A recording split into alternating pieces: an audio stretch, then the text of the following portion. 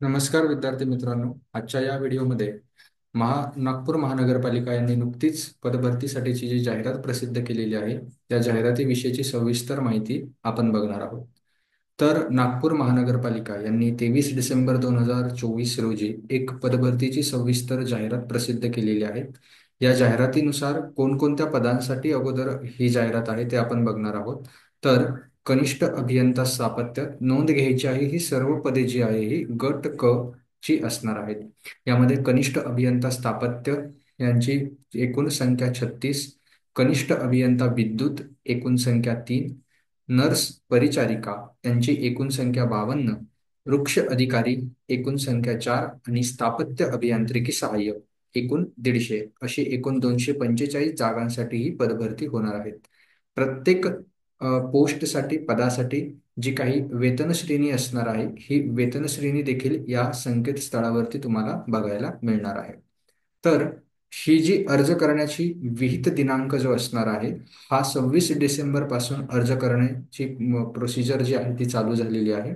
अंतिम दिनांक अर्ज करण्यासाठी असणार आहे 15 जानेवारी. अर्ज करण्यासाठीची जी लिंक आहे ती तुम्हाला nmcnagpur.gov.in या संकेतस्थळावरती मिळणार आहे.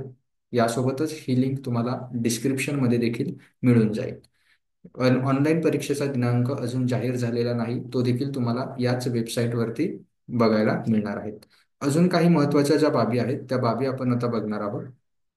एकूण मग जागांची जी वाटप आहे या वाटपांचा जो काही तुमच्यावाला तपशील आहे त्या तपशील तुम्हाला या ठिकाणी या जाहिरातीमध्ये बघायला मिळेल. जाहिरातीची लिंक देखील तुम्हाला कमेंट डिस्क्रिप्शन बॉक्समध्ये मिळणार आहे.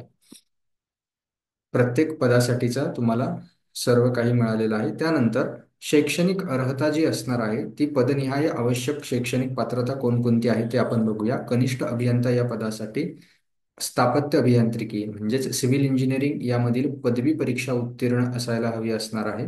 त्यानंतर कनिष्ठ अभियंता विद्युतसाठी देखील पदवी तुमच्याकडे असायला हवी असणार आहे म्हणजे डिग्री. स्थापत्य अभियांत्रिकी सहाय्यक यासाठी पदविका देखील चालणार आहे म्हणजे तुम्ही डिप्लोमा असाल तरी देखील या पोस्टसाठी अप्लाय करू शकता. नर्स परिचारिकासाठी 10वी नंतर 12वी नंतर HSC नंतर GNM अभ्यासक्रम पूर्ण केलेला असायला हवा असणार आहे. त्यानंतर वृक्ष अधिकारी या पोस्टसाठी कृषी विद्यापीठाची BSc हॉर्टिकल्चर असेल, ॲग्रिकल्चर असेल, बॉटनी असेल, फॉरेस्ट्री असेल किंवा वनस्पती शास्त्रातील पदवी असेल यापैकी एक परीक्षा उत्तीर्ण असायला हवं. यासोबतच उद्यान विकास, देखभाल, वृक्ष संरक्षण व संवर्धन, रोपवाटिका व्यवस्थापन या क्षेत्रामध्ये 5 वर्षांचा अनुभव जर असेल तर त्या व्यक्तीस नक्कीच प्राधान्य देण्यात येईल. त्यानंतर ज्या काही महत्त्वाच्या बाबी आहेत त्यामध्ये एक सर्वात महत्त्वाची बाब म्हणजे जे नॉन क्रिमिलियर प्रमाणपत्र किंवा आर्थिकदृष्ट्या दुर्बल घटकासाठीचा असण्याचा पुरावा जो असतो म्हणजेच NLC ज्याला आपण म्हणतो, हे नॉन क्रिमिलियर प्रमाणपत्र हे अंतिम दिनांकापर्यंत वैध असणारे आवश्यक आहे. त्यानंतर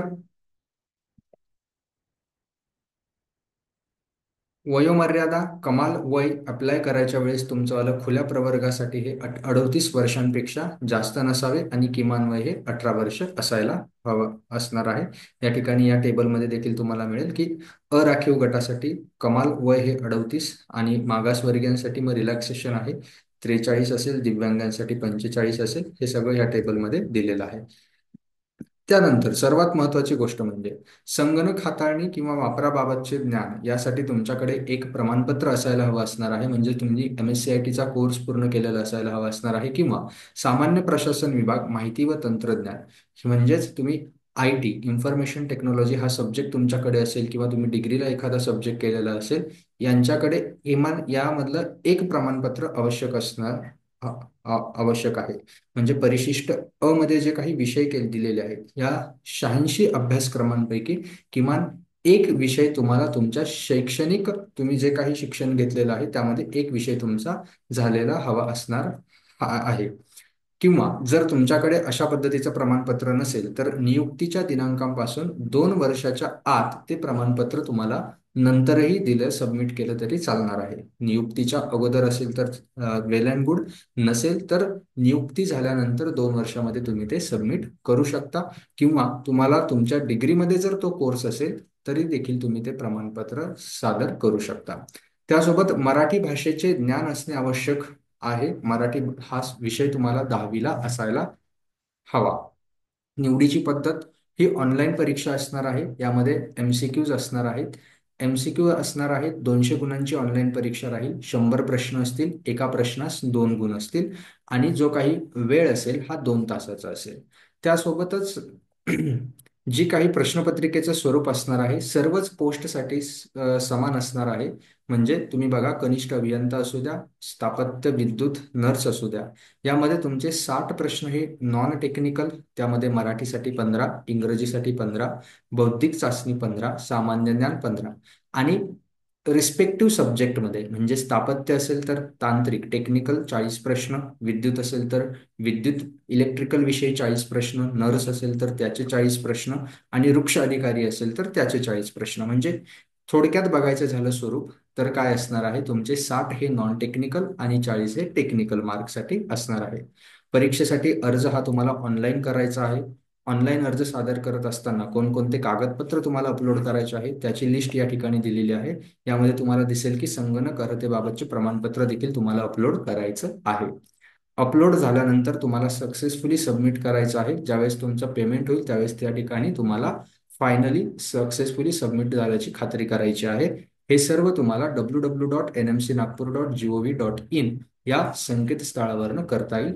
तसेच या व्हिडिओच्या डिस्क्रिप्शनमध्ये देखील तुम्हाला अर्ज करण्याची लिंक ही मिळणार आहे. ही जाहिरात देखील तुम्हाला आपल्या टेलिग्राम चॅनलवरती उपलब्ध असणार आहे. टेलिग्राम चॅनलची लिंक देखील कमेंट डिस्क्रिप्शन बॉक्समध्ये दिलेली आहे. त्यानंतर शेवटचा मुद्दा की अर्ज करण्याचे शुल्क जे आहे हे अराखीव गटासाठी असणार आहे एकूण 1000 रुपये आणि रिझर्व्ड गटासाठी असणार आहे एकूण 900 रुपये. परीक्षा शुल्क हे नॉन रिफंडेबल असणार आहे.